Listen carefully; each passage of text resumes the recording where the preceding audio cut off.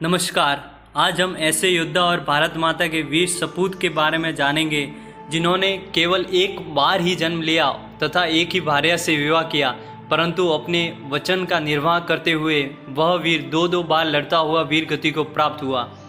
आइए आज परिचित होते हैं उस बांके वीर बल्लू जी चंपावत से, जिसने एक बार वीर गति प्राप्त करने के बावजूद भी अपने दिए वचन को निभाने के लिए युद्ध क्षेत्र में लौट आए और दोबारा लड़ते हुए वीर गति को प्राप्त कर गए।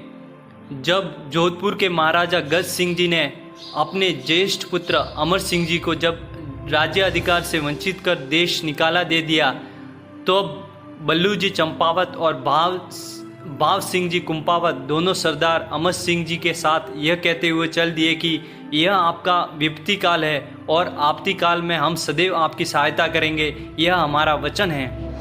और दोनों ही वीर अमर सिंह जी के साथ बादशाह के पास आगरा आ गए।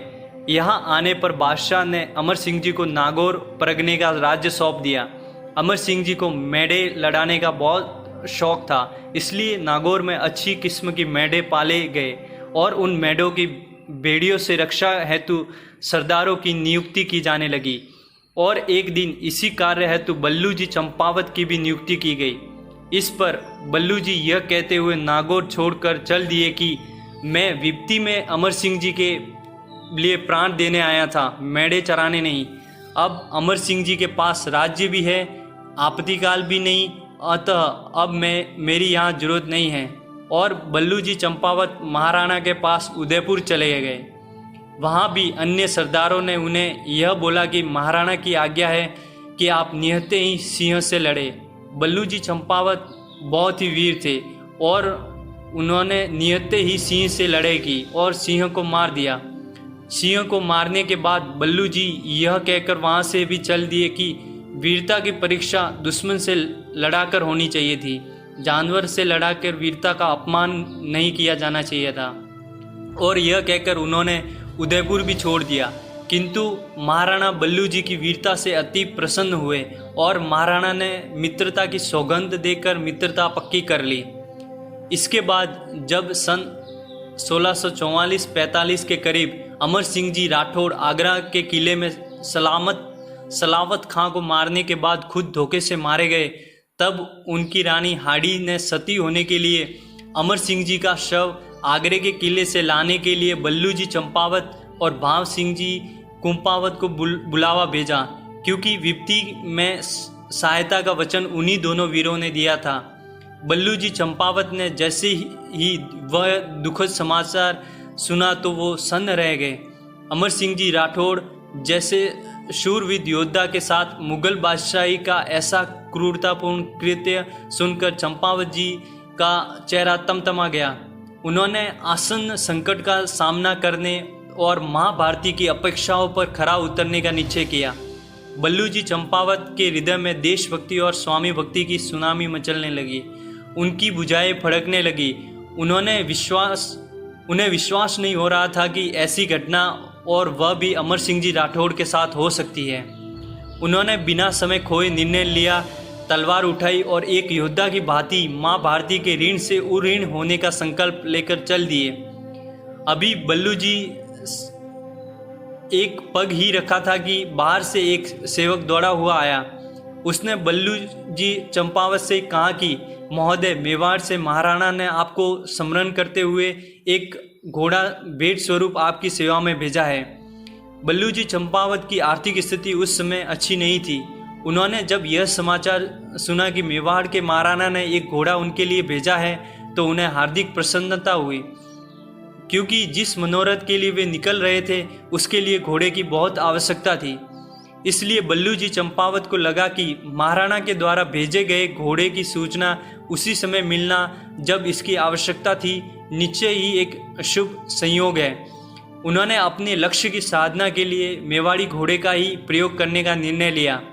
उन्होंने मेवाड़ से आए व्यक्ति को ससम्मान अपने प्रयोजन की जानकारी दी और बताया कि महाराणा जी से हमारा प्रणाम बोलना और उन्हें हमारी विवशता की जानकारी देकर यह भी बता देना कि बल्लू जी चंपावत यदि अपने लक्ष्य साधने में सफल होकर जीवित लौट आए तो आपके चरणों में उपस्थित होकर अवश्य ही भेंट करेंगे और यदि नहीं लौट सका तो भी संकट के समय अवश्य ही उपस्थित होऊंगा।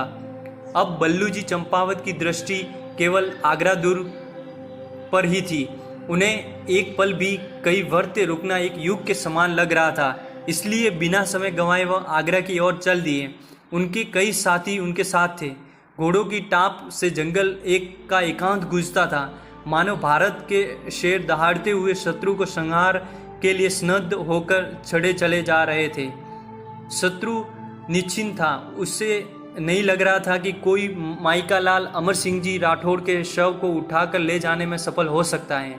यद्यपि बादशाह के सैनिक अमर सिंह जी राठौड़ की शव की पूरी सुरक्षा कर रहे थे और अपने दायित्व का निर्वाह पूर्ण निष्ठा के साथ कर रहे थे, फिर भी उनमें निश्चिंता का भाव था। उनके भीतर यह भावना थी कि किले के भीतर आकर शव को उठाने का साहस किसी का नहीं हो सकता। बस यह सोचने की उनकी दुर्बलता थी। अमर सिंह जी राठौड़ का शव दुर्गों के बीचों बीच रखा था। उधर बल्लू जी चंपावत तीव्र वेग के साथ किले की ओर भागे आ रहे थे। उनके दल के घोड़ों के वेग के सामने आज वायु का वेग भी लज्जित हो रहा था। हवा आज उनका साथ दे रही थी और बड़े सम्मान के साथ उन्हें मार्ग देती जा रही थी। अचानक मुगल सैनिकों के बीच एक नौजवान वीर लड़ाई लड़ रहा था। बल्लू जी को समझते देर नहीं लगी कि एक तीव्र वायु का झोंका मुगल दुर्ग के द्वारों को धक्का देकर भीतर प्रवेश कर रहा है। वह नौजवान अमर सिंह जी का भतीजा राम सिंह ही था। इससे पूर्व कि वह उस वायु के वेग को समझ पाते कि यह कोई हवा न होकर माँ भारती का सच्चा सपूत बल्लू सिंह जी चंपावत अपने स्वामी के शव को मुगल सैनिकों से लड़ते हुए राम सिंह और बल्लू सिंह जी दुर्ग में प्रवेश कर चुके थे। मुगल सैनिक दुर्ग में उनके प्रवेश की कहानी को समझ नहीं पाए और इससे पहले कि वह उन्हें शव के पास घेर पाते, भारत के यह शेर अपने स्वामी को एक झटके के साथ उठाकर अपने घोड़े सहित दुर्ग की दीवार की ओर लपके। मुगल सैनिकों ने दुर्ग की ओर मोर्चा लेना चाहा, पर बल्लू जी दुर्ग के द्वार की ओर न बढ़कर किले की दीवार पर घोड़े सहित जा चढ़े। वहां से उन्होंने घोड़े को नीचे छलांग लगवा दी और अमर सिंह जी राठौड़ के शव को तो बल्लू जी ने राम सिंह जी को दे दिया और उन्हें वहां से बाहर भी निकाल दिया। पर वीर बल्लू जी चंपावत स्वयं किले के भीतर ही युद्ध करते करते बलिदान हो गए।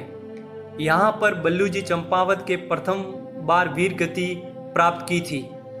इस घटना के कुछ समय बाद जब सन 1680-82 के करीब मेवाड़ के महाराणा राय सिंह जी का मुगल बादशाह औरंगजेब के युद्ध हुआ तो लोगों ने देखा कि बल्लू जी चंपावत उसी घोड़ी जो महाराणा ने उन्हें भेंट दी थी पर बैठकर तलवार बजा रहे थे।